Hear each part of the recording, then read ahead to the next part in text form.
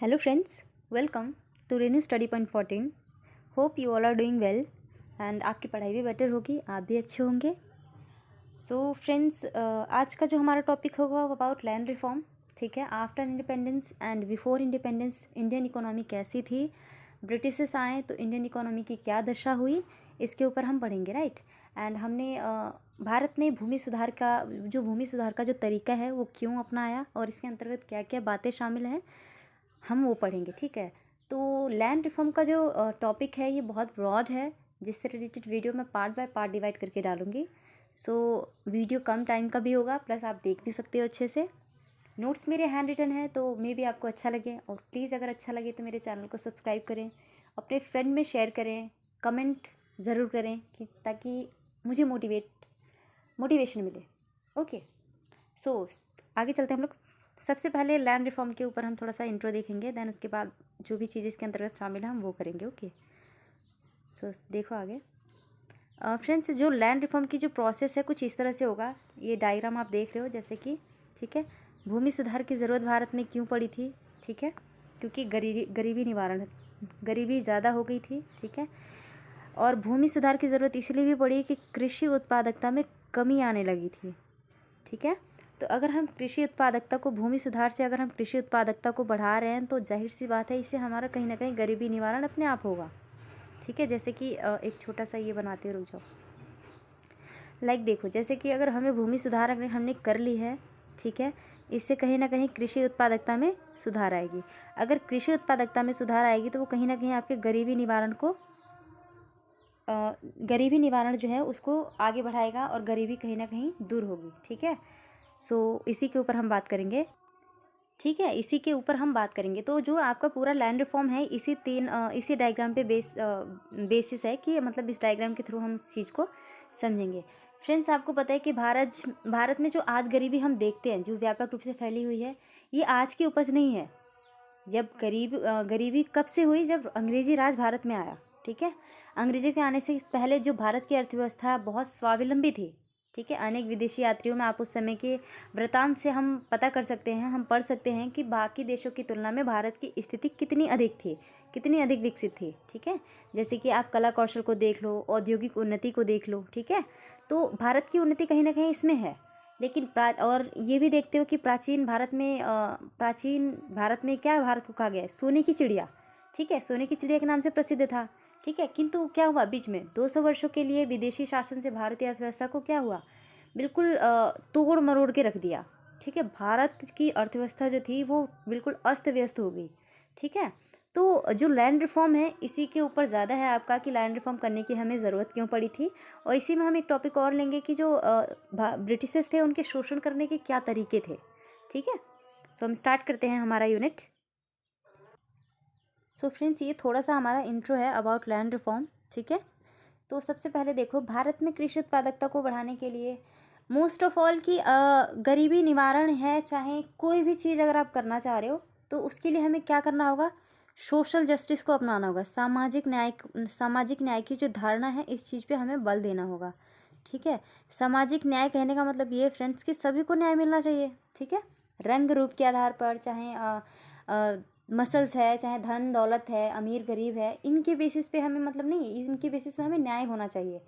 होता है ना कि मार्केट में कैपेबिलिटी जिसकी जितनी है, जितनी जिसकी योग्यता है उसके हिसाब से उनको काम दिया जाना चाहिए. ठीक है, तो ये कहीं ना कहीं सामाजिक न्याय को स्थापित करेगा कि आप किसी की योग्यता के हिसाब से उसको काम दे रहे हो. ठीक है, तो सामाजिक न्याय की स्थापना के लिए ही क्या हुआ था?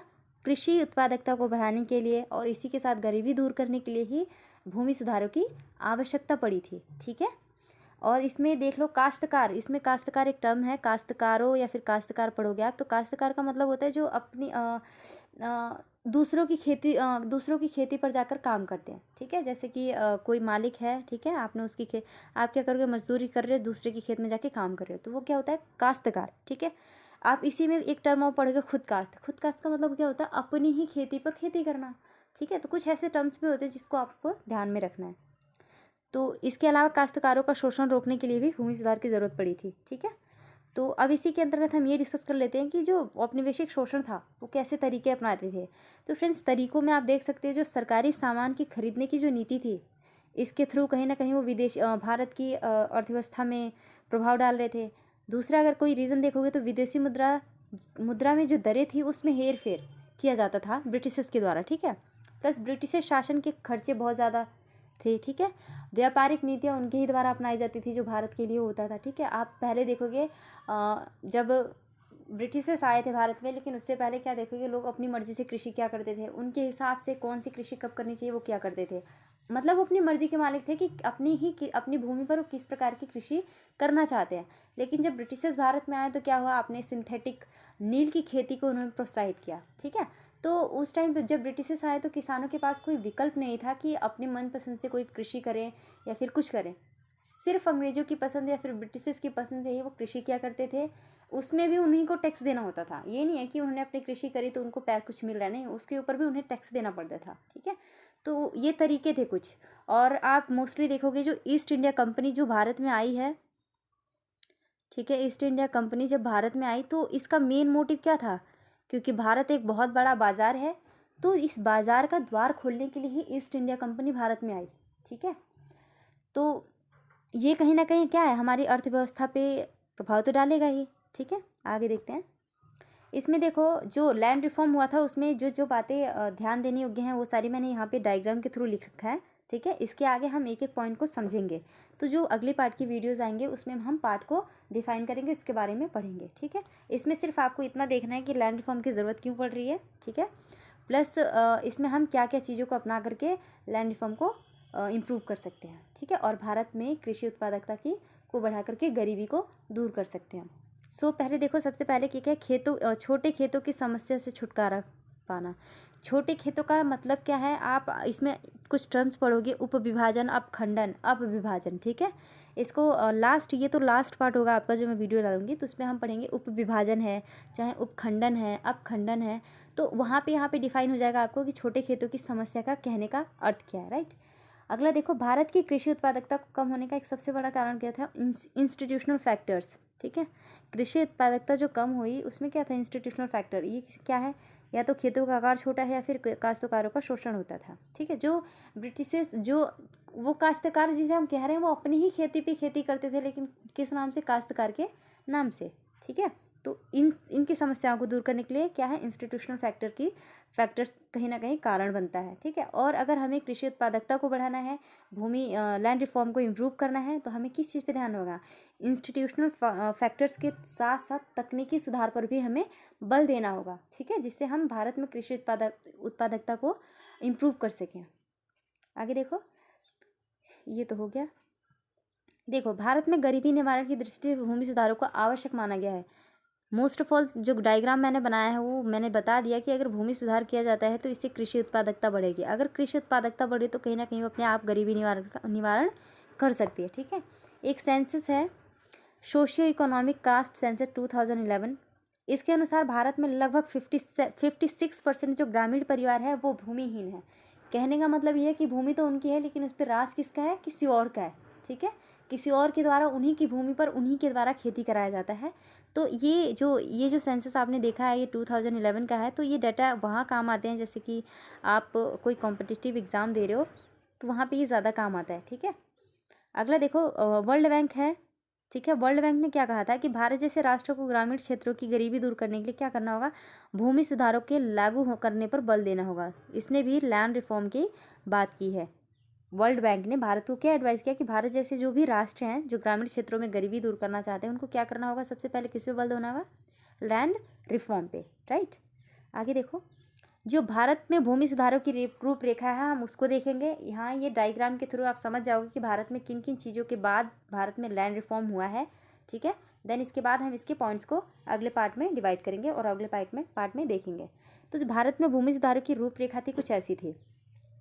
सबसे पहले बिचौलियों का अंत। बिचौलियों का ये होता है फ्रेंड्स, जैसे कि यहाँ पे मतलब एक एग्जांपल ले लो, जैसे यहाँ पे आप एक फार्मर है, राइट, एक फार्मर है, ठीक है। यहाँ पे खरीदने वाला है और यहाँ पे कोई बिचवाने वाला है। तो ये तीसरा जो थर्ड पर्सन आ रहा है क्या, बिचौलिया है। फॉर एग्जांपल ले लो, किसी को अगर ज़मीन खरीदनी हो तो ज़मीन के लिए जो प्रॉपर्टी डीलर होता है वो बीच में काम करता है, ठीक है। बीच में काम करके वो अपनी इनकम बनाता है, तो वो बिचौलियों का काम करता है, ठीक है। इसमें इम्प्रूवमेंट करना था, बिचौलियों का हटाना था मार्केट से। आप बाज़ार में जाते हो कोई सब्जी के लिए, किसी भी चीज़ के लिए, तो कहीं ना कहीं बिचौलिया बीच में आता है, ठीक है, इसको हटाना। काश्तकारी सुधार का मतलब क्या है यहाँ पे फ्रेंड्स? लगान का नियमन करना। कभी भी ब्रिटिशर्स क्या करते थे, लगान को निर्धारित नहीं करते थे, कभी भी बढ़ा देते थे। अगर मान लो हम जो हमारा मौसम है फ्लैक्चुएट कर जाता है, फ्लेक्सिबल है, कब बारिश हो रही है, कब ठंड पड़ रहा है, कब ज़्यादा गर्मी पड़ रही है, ये डिसाइड ही नहीं है, राइट। तो इस वजह से भारतीय जो मौसम है वो कैसा है, फ्लैक्चुएटेड है, फ्लेक्सिबल है, कभी भी कुछ भी हो सकता है। तो इस बीच क्या होता था कि जब किसानों के द्वारा जो कृषि की जाती थी, अगर मान लो मौसम हमारा नहीं साथ दे सकता, बारिश नहीं हुई, तो फसल बर्बाद हो जाते थे। तो अंग्रेज़ों का क्या कहना था कि फसल जो बर्बाद हो रहा है उसका आप पैसा दो प्लस टैक्स भी दो। ऐसी चीज़ें कर करके किसानों का बहुत ही ज़्यादा मेंटली, शारीरिक, दोनों ही रूप से उनका शोषण किया जाता था, ठीक है। एक सूर्यास्त विधि पढ़ोगे, आपने 12th में पढ़ा होगा, ठीक है। तो उसमें क्या होता है, सूर्यास्त विधि क्या होती थी कि मतलब कृषि का जो उपज है, जो भी आप टैक्स जमा कर रहे हो, वो सूर्यास्त होने से पहले आप जाके जमा करो, ठीक है। तो ऐसी चीज़ों से हमें बचना। दूसरा क्या है, काश्तकारी को स्थायी बनाना, ठीक है, काश्तकारी को स्थायी बनाना। अगला क्या है, स्वामित्व संबंधी अधिकार। आप अपने खेत के मालिक हो, लेकिन आप उसके मालिक हो ही नहीं, ठीक है। तो इस चीज़ को हमें सही करना। आगे देखो, कृषि भूमि का पुनर्संगठन। इसके अंतर्गत भी देखो क्या आते हैं, छोटे खेतों की समस्या से निजात पा सकते हो। छोटे खेतों का मतलब क्या है, ऐसी छोटी छोटी चीज़ें, जैसे ये कितना बड़ा खेत है, आपने इसमें ही डिवाइड कर दिया, ये यहाँ से अलग कर दिया, ये अलग कर दिया, ये अलग कर दिया, तो ये छोटे छोटे खेत हो जाते हैं, ठीक है। इसकी समस्या से हटाना, चकबंदी हटाना, सहकारी और लीजिंग, इन सारे टर्म्स को हम आगे पढ़ेंगे, ठीक है। तो इसके लिए कंफ्यूज नहीं होना कि क्या है क्या नहीं है, तो हम आगे पढ़ेंगे इसको। आगे देखो, निर्धनों को भूमि का वितरण, हदबंदी पढ़ेंगे हम, ठीक है। इससे रिलेटेड भी हम वीडियो पढ़ेंगे, ठीक है। और अगले वीडियो में हम इन सारे पॉइंट्स को डिस्कस करेंगे। देखो अब बिचौलियों का अंत, सबसे पहला पॉइंट हमारा क्या आता है, बिचौलियों का अंत। तो भारत में स्वतंत्रता पहले तुम जो लैंड होल्डिंग की जो प्रथा थी वो 3 तरह की थी। पहले ज़मींदारी थी, दूसरी महालवाड़ी थी, तीसरी रैयतवाड़ी थी। आपने 12th में पढ़ा होगा ये, महालवाड़ी चाहे रैयतवाड़ी फिर ज़मींदारी, किसी भी एग्जाम के लिए बहुत इंपॉर्टेंट होते हैं टर्म्स, ठीक है। तो इन प्रणालियों की विशेषता ये थी कि अलग अलग तो थे, लेकिन तीनों का जो झुकाव था किस तरफ था, शोषण की तरफ था, ठीक है। कहीं ना कहीं ये शोषण पर ही बल देते थे किसानों के, ठीक है। आगे देखो, उपयुक्त प्रणालियों के अंतर्गत बिचौलियों का भारी मात्रा में काश्तकारों का शोषण करते थे। एक सोची समझी रणनीति के कारण जो ब्रिटिश सरकार थी भारत के हस्तशिल्पों को नष्ट कर चुकी थी। और हस्तशिल्पों को नष्ट करने का मतलब ये था फ्रेंड्स, परिणाम क्या हुआ, या फिर जनसंख्या पलायन कह सकते हो आप। भूमि की मांग बढ़ सकती है, बड़ी लगान ऊंचे हो गए। तो जो हस्तशिल्प, भारत की जो व्यवस्था, अर्थव्यवस्था जो नष्ट हुई है, उसके बहुत बहुत बहुत मतलब कह सकते हैं ना, व्यापक तौर पे उसका परिणाम लोगों को प्रभावित किया है। परिणाम में आप देख लो, जनसंख्या पलायन की मतलब अपने वहाँ ना रह करके दूसरी जगह जाना पड़ रहा है हमें काम करने के लिए। अब पलायन जैसा ये नहीं है कि सिर्फ काम करने के लिए, पलायन बहुत बहुत तरीके से हो सकता है। शादी करने के बाद एक लड़की पलायन कर जाती है, राइट। एक जगह से दूसरी जगह आप कहीं जाके माइग्रेट करके कहीं और रहना पसंद करते हो, फिर नौकरी की तलाश में जा रहे हो, एजुकेशन के फील्ड में जा रहे हो। तो पलायन बहुत तरीके से होती है, लेकिन एक होता है मजबूरी में पलायन कर देना, और एक होता है कि अपनी मर्जी से पलायन करना, ठीक है। तो यहाँ पर जो पलायन है ये मजबूरी का पलायन है, ठीक है। भारत में जो बिचौलियों का अंत की शुरुआत हुई सबसे पहले 1948 में मद्रास राज्य में हुई थी, ठीक है। और 1972 में सभी राज्यों से जो बिचौलियों का अंत था वो समाप्त हो चुका था, ठीक है। सो ये लैंड रिफॉर्म के ऊपर छोटा सा एक इंट्रो था दैट, ठीक है। बस एक छोटा सा इंट्रो था जिसको मैंने बताया है आपको, और बाकी इसके छोटे छोटे जो टर्म्स होंगे, जितने भी मैंने इसमें दिखाए हैं पॉइंट्स, वो सारे हम पार्ट बाय पार्ट डिवाइड करके पढ़ेंगे, क्योंकि टॉपिक बहुत ब्रॉड है। सो एक साथ मैं चीज़ों को नहीं ऐड कर सकती, सो ठीक है। सो थैंक यू, इतना समझा आपने, और उम्मीद करती हूँ कि आप लोगों को अच्छा लगेगा। और अच्छा लगे तो प्लीज़ अपने फ्रेंड्स में शेयर कीजिए, कमेंट कीजिए। कुछ पूछना हो तो बताइए, मुझ में इम्प्रूवमेंट करनी हो तो वो भी मुझे सजेशन में दे सकते हैं आप लोग। Thank you so much.